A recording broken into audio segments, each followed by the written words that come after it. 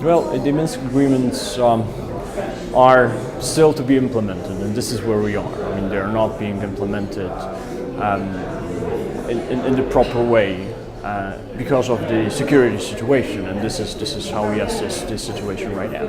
And I believe the Minsk agreement is, the Minsk package, the whole package is an important way to proceed with solving the Russian-Ukrainian conflict. But then obviously both sides, but especially Russia and Russian-backed separatists, must engage in the implementation of that process. What does it mean in practice? Then obviously the Russian side and the Russian-backed separatists are delivering on the security issue.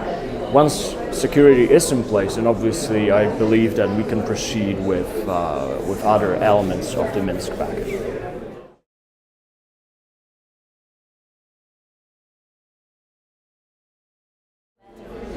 Well, the current scenario that we are seeing, which is a worrisome one, is that we see some steps, military and non-military, of a creeping annexation scenario of Donbass, which basically means that Russian-backed separatists in Russia are trying step by step to decouple Donbass from Kiev.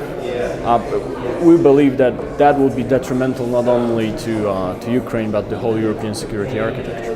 I think in the next few months, with the elections in Germany and after the elections in Germany, we'll see the revival of the Normandy format. We need the Normandy format. It can be strengthened by other parties if there is a willingness on the side of all four states. But nevertheless, without the Normandy format and without the OSCE and the full engagement from the Russian side, we are not going to solve that problem.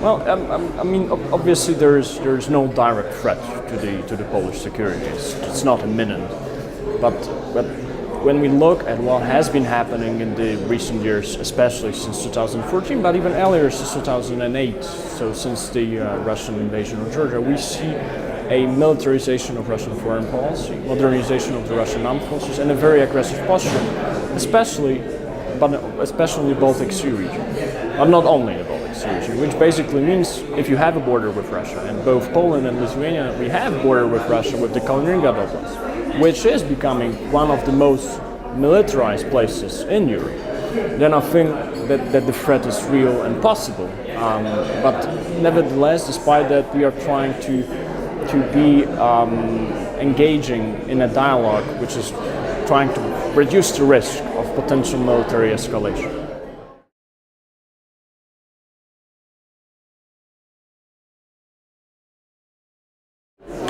Well, I think it's always good to think big, like let's re-engage, but I think we need to do baby steps. Baby steps means we need to have a constructive dialogue. Both sides need to engage in a constructive dialogue which is going to be based on reciprocity. We are not seeing that.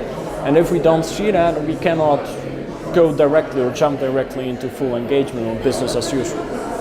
I think we need to have a dialogue within the OSCE. One of the potential formats within the OSCE is the structured dialogue that was launched in Hamburg in December 2016. The second format of a dialogue, of a potential forum for a dialogue, is the NATO-Russia Council. But then, as I said, Russia must be willing to engage in a way that we are building trust and confidence and reducing risks.